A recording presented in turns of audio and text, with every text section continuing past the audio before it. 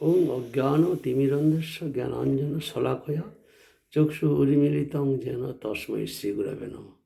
বাঞ্ছাকল্পতরুভ্যশ্চ কৃপা সিন্ধুভ্যেব চ পতিতানাং পাবনেভ্যো বৈষ্ণবেভ্যো নমো নমঃ। শ্রীকৃষ্ণ চৈতন্য প্রভু নিত্যানন্দ শ্রী অদ্বৈত গদাধর শিবাসাদি শ্রী গৌর ভক্তবৃন্দ। হরে কৃষ্ণ কৃষ্ণ কৃষ্ণ হরে হরে, হরে রাম রাম রাম হরে হরে। সার্বভৌম ভট্টাচার্য মায়াবাদী সন্ন্যাসী মহাপ্রভুকে দর্শন করে তাকে বললেন বেদান্ত শ্রবণ করো। অল্প বয়স। গোপীনাথ আচার্য বললেন সার্বভৌম ভট্টাচার্যের ভগ্নিপতি, বলে ইনি ভগবান, লক্ষণে বোঝা যায়। এবার তুমি সাবধানে বলো। গোপীনাথ বলছেন, সার্বভৌম গোপীনাথকে বলছে তুমি সাবধানে কথা বলো। লক্ষণ, তুমি যে ভক্ত, তোমার লক্ষণ কি? আচার্য, তুমি একটু সাবধানে কথা কও। তোমার প্রতি যে ঈশ্বরের কৃপা হইয়াছে, ইহার প্রমাণ কি?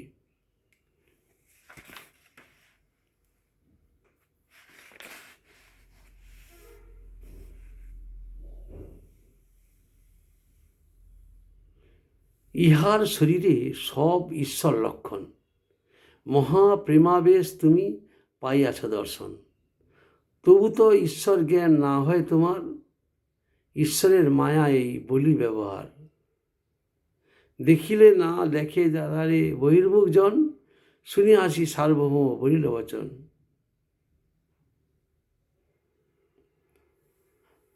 গোপীনাথ বলছেন, পরম তত্ত্ববস্তু বিষয়ে যে জ্ঞান, তাহাকেই বস্তু জ্ঞান বলে, এবং বস্তু তত্ত্বজ্ঞানই ঈশ্বরের কৃপার প্রমাণ। তুমি আর মহাপ্রেমাবেশ রূপ ঈশ্বর লক্ষণ দেখিয়াছ, তবু তো ঈশ্বরের মায়া দ্বারা আচ্ছন্ন হইয়া ইহাকে ঈশ্বর বলিয়া জানিতে পারিলে না। কারণ মহাপ্রভু তো জগন্নাথকে আলিঙ্গন করার জন্য গিয়েছিলেন, পড়ে গেলেন। তারপরে সার্বভৌমর সমস্ত ওখানে যারা ছিলেন সব ধরে নিয়ে সার্বভৌমের ঘরে এলেন। সেই যে বিকার, সাত্ত্বিক বিকার তুমি দর্শন করেছ, অথচ তোমার ঈশ্বর বলে জ্ঞান হচ্ছে না। বহির্মুখ জন তাহাকে দেখিলেও দেখে না, ঈশ্বরের কৃপার অভাবই ইহার একমাত্র কারণ। দেখিলে না দেখে তারে বহির্মুখ জন, শুনি হাসি সার্বভৌম বলিল বচন। সার্বভৌম ভট্টাচার্য এই কথা শুনে বলছেন, ইষ্টগোষ্ঠী বিচার করি না করিও রোষ, শাস্ত্রদৃষ্টে কহি কিছু না লইহ দোষ। মহাভাগবত হয় চৈতন্য গোসাই, এই কলিকালে বিষ্ণুর অবতার নাই। অতএব ত্রিযুগ করি কহি বিষ্ণু নাম, কলিযুগে অবতার নাহি শাস্ত্রজ্ঞান। শুনি আচার্য কহে দুঃখী হইয়া মনে, শাস্ত্রজ্ঞ করিয়া তুমি করো অভিমানে। ভাগবত ভারত দুই শাস্ত্রের প্রমাণ, সেই দুই গ্রন্থবাক্যে নাহি অবধান। সেই দুই কহে কলিতে সাক্ষাৎ অবতার, তুমি কহ কলিতে নাহি বিষ্ণু প্রচার। কলিযুগে লীলাবতার না করে ভগবান, অতএব ত্রিযুগ করি কহি তার নাম। প্রতিযুগে করেন কৃষ্ণ যুগ অবতার, তর্কনিষ্ঠ হৃদয় তোমার নাহিক বিচার। সার্বভৌম হাস্য করিয়া বলিলেন, কেবল বিতর্ক ছাড়িয়া অভিলষিত সত্য বিচারকারী গণের মতে শাস্ত্রদৃষ্টিপূর্বক বিচার করিয়া বলিতেছি। শুনো, এই চৈতন্য গোসাই পরম ভাগবত বটে, কেননা কলিকালে বিষ্ণু অবতার হয় না, এই জন্য বিষ্ণু ত্রিযুগ নামটি একটি নাম। গোপীনাথ উত্তর করিলেন, তুমি আপনাকে শাস্ত্রজ্ঞ বলে অভিমান করিতেছ, কিন্তু শাস্ত্রের মধ্যে প্রধান যে ভাগবত ও মহাভারত, সেই দুই গ্রন্থবাক্যে তোমার মনোযোগ নাই। সেই দুই গ্রন্থে কলিতে সাক্ষাৎ অবতার আছে, এইরূপ সিদ্ধান্ত করিয়াছেন। কলিতে ভগবানের লীলাবতার নাই সত্য, এই জন্যই তাহাকে ত্রিযুগ বলিয়াছেন। প্রতিযুগে কৃষ্ণের যে যুগাবতার হয়, তাহা তোমার তর্কনিষ্ঠ হৃদয়ে তুমি বুঝিতে পারো না।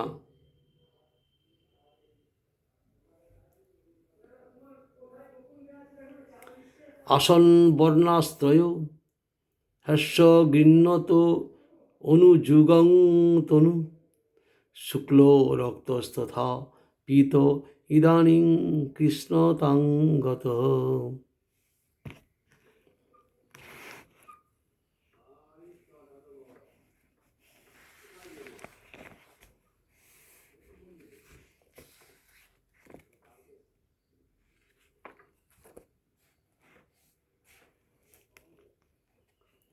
তোমার এই বালক শুক্ল রক্ত ও পীতবর্ণ অন্য তিন যুগে ধারণ করেন, অধুনা দাপরে কৃষ্ণবর্ণ প্রাপ্ত হইয়াছেন। গর্গমুনি নামকরণ করার সময় বসুদেবকে বলেছিলেন যে এই তোমার এই বালক শুক্ল রক্ত ও পীতবর্ণ অন্য তিন যুগে ধারণ করেন। সত্যযুগে শ্বেতবর্ণ, রক্ত দাপর ত্রেতা যুগে রক্তবর্ণ, আর কলিকালে পীতবর্ণ। পীতবর্ণ গোরা, পীত কলি গোরা, পাবন গোরা আছে না, পীতবর্ণ ধারণ করে কলিযুগে মহাপ্রভু এসেছেন। আর অধুনা মানে দাপর যুগে কৃষ্ণবর্ণ।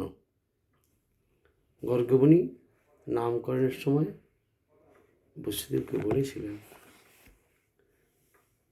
ইতি দাপর উর্বিশ স্তবন্তি জগদীশ্বরম নানাতন্ত্রবিধানেন কলাবপি তথা শৃণু। বিধিমহারাজ নিমির প্রশ্নের উত্তরে শ্রী করভজন মুনি কলিকালের অবতার ও তদ্ভজন প্রণালী বর্ণন করিতেছেন।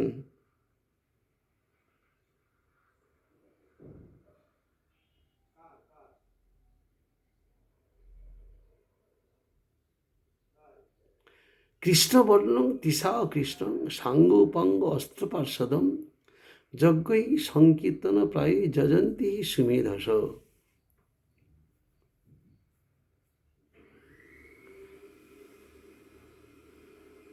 মহাভারতে চ দানধর্মে বিষ্ণু সহস্র নাম স্তোত্রে সুবর্ণ বর্ণ হেমাঙ্গ বরাঙ্গশ্চ বরাঙ্গশ্চন্দনাঙ্গনিধি বরাঙ্গশ্চন্দনাঙ্গরি সন্ন্যাস কৃচ্ছম শান্ত নিষ্ঠা শান্তি পরায়ণ।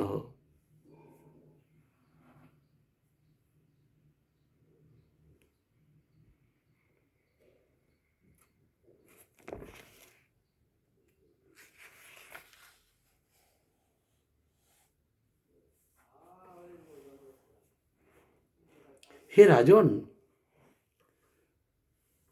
নিমি মহারাজের যজ্ঞে নবযোগেন্দ্র বলছেন, হে রাজন, দাপর যুগে জগদীশ্বরকে এইরূপ পূজা করিয়া থাকে, কলিযুগেও নানা শাস্ত্রবিধানে যেরূপ পূজা করে তাহা শ্রবণ করো।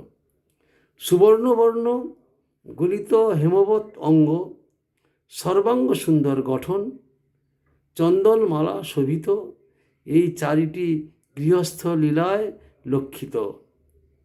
সন্ন্যাস আশ্রমী হরি রহস্যালোচন রূপ সমগুণ বিশিষ্ট, হরিকীর্তন রূপ মহাযজ্ঞে দৃঢ়নিষ্ঠ, কেবলাদ্বৈতবাদী অভক্ত নিবৃত্তিকারী শান্তিলব্ধ মহাভাব পরায়ণ।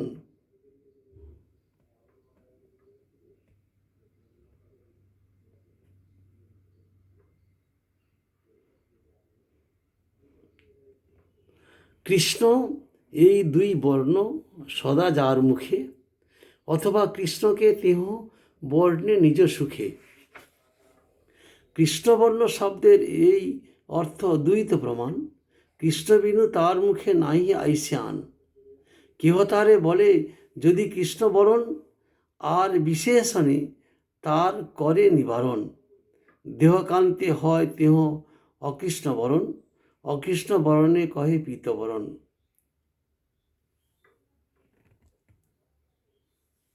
প্রত্যক্ষ তাহার তপ্ত কাঞ্চনের দ্যুতি, যাহার ছটায় নাশে অজ্ঞান তমস্তুতি। জীবের কলমশ তম নাশ করিবারে অঙ্গ উপাঙ্গ নাম নানা অস্ত্র ধরে। ভক্তির বিরোধী কর্ম ধর্ম বা অধর্ম, তাহার কলমশ নাম সেই মহাতম। বাহু তুলি হরি বলি প্রেমদৃষ্টে চায়, করিয়া কলমশ নাশ প্রেমেতে ভাষায়।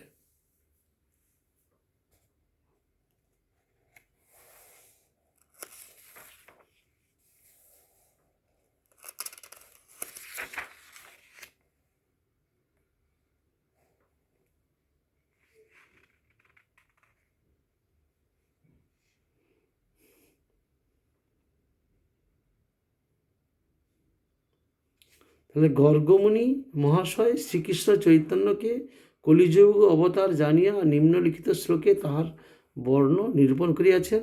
তোমার এই বালক শুক্ল রক্ত পীত বর্ণ অন্য 3 যুগে ধারণ করেন, অধুনা দাপর যুগে কৃষ্ণবর্ণ প্রাপ্ত হন।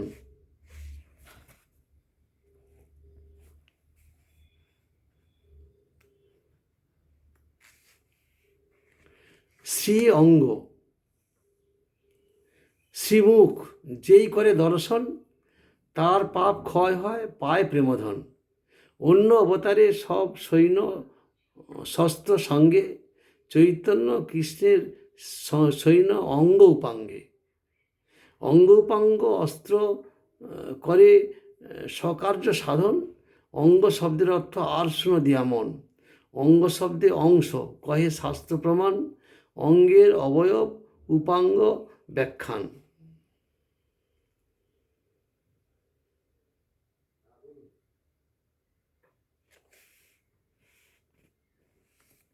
শ্রী চৈতন্যদেব মানব শরীরধারী প্রীতিমান শিব ব্রহ্মাদি দেবতাগণের সর্বদা সুপাস্য। স্বীয় ভক্তদিগকে বিশুদ্ধ স্বভজন মুদ্রা উপদেশকারী সেই শ্রীকৃষ্ণ শ্রী চৈতন্যদেব কি পুনরায় আমার নয়নগোচর হইবে? অঙ্গ শব্দে পূর্বকৃত অর্থ ব্যতীত আর একটি অর্থ আছে। অঙ্গ শব্দে অংশ, পরমাণ, প্রমাণ, অঙ্গের অবয়ব উপাঙ্গ।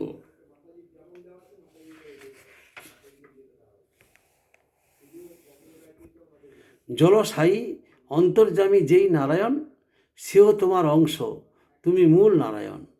অঙ্গ শব্দে অংশ কহে, সেও সত্য হয়, মায়া কার্য নহে, সব চিদানন্দময়।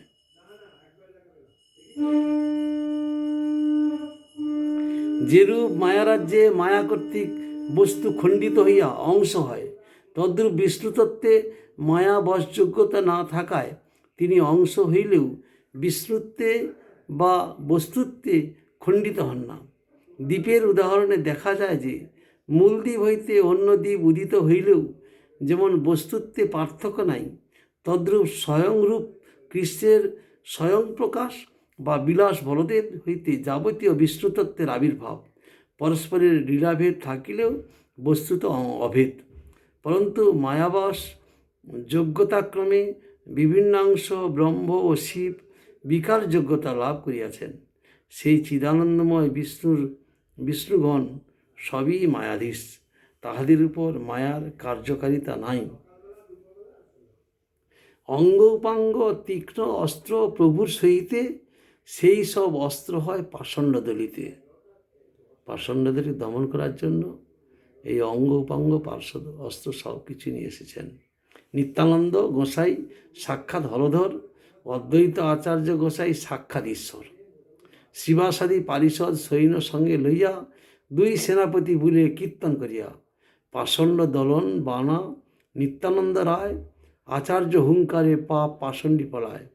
সংকীর্তন প্রবর্তক শ্রীকৃষ্ণ চৈতন্য, সংকীর্তন যজ্ঞে তারে ভজে সেই ধন্য। সেই তো সুমেধা, আর কুবুদ্ধি সংসার, সর্বযজ্ঞ হইতে কৃষ্ণ নাম যজ্ঞ সার।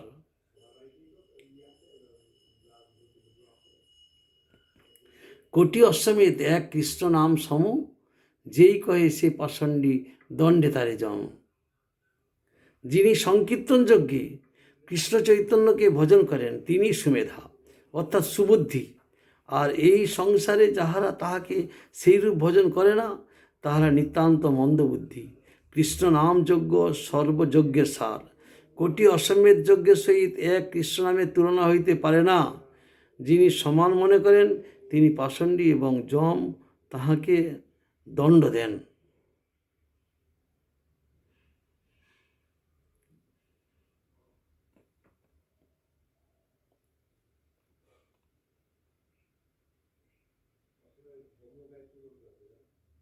অঙ্গ উপাঙ্গাদি বৈভব লক্ষিত, ভিতরে সাক্ষাৎ কৃষ্ণ, বাহ্যে গৌর স্বরূপ। কৃষ্ণ চৈতন্যকে কলিযুগে সংকীর্তনাদি অঙ্গের দ্বারা আশ্রয় করিতেছি। তাহলে কলিযুগে ভগবান স্বয়ং তিনি অঙ্গ উপাঙ্গ অস্ত্র পার্শ্বদ নিয়ে এসেছেন। তার মুখে কৃষ্ণ এই বর্ণটি উচ্চারণ হচ্ছে সবসময়। তার গায়ের রং অকৃষ্ণবর্ণ গৌরবর্ণ। তিনি অঙ্গ নিত্যানন্দ অদ্বৈত, উপাঙ্গ শিবাসারি ভক্তবৃন্দ, অস্ত্র হরিনাম সংকীর্তন, পার্শ্বদবৃন্দ স্বরূপ দামোদর রায় রমন ইত্যাদি সঙ্গে নিয়ে এসেছেন। সেই অঙ্গ উপাঙ্গাদি বৈভব লক্ষিত, ভিতরে সাক্ষাৎ কৃষ্ণ, বাহ্যে গৌরস্বরূপ। কৃষ্ণই গৌররূপে এসে কৃষ্ণ চৈতন্য দেবরূপে জগতে কলিযুগে সংকীর্তনাদি অঙ্গের দ্বারা তিনি জগৎকে প্রকাশ করছেন। আমরা তাহার চরণ আশ্রয় করি। এখানে যেটা বললেন যে কৃষ্ণ বর্ণ তৃষা কৃষ্ণ সাঙ্গ উপাঙ্গ অস্ত্র পার্শ্বদম যজ্ঞই সংকীর্তন প্রায় যজন্তি সীমেদশ। এটা আমরা শুনলাম। তারপরে নিষ্ঠা, এই যে যেরকমভাবে আমরা নিষ্ঠার সহিত ভগবানের ভজন করলে আমাদের মঙ্গল হয়, সেই পথটা প্রদর্শন করছেন। তো সার্বভৌম ভট্টাচার্যকে গোপীনাথ বললেন যে ভগবান যখন কৃপা করবেন তখন তুমি জানতে পারবে, তাছাড়া ঈশ্বরের কৃপা না হলে জানা সম্ভব নয়। বাঞ্ছাকল্পতরুশ্চ কৃপা সিন্ধু ভয়বচ পতিতানাং পাবনেভ্যো বৈষ্ণবেভ্যো নমঃ।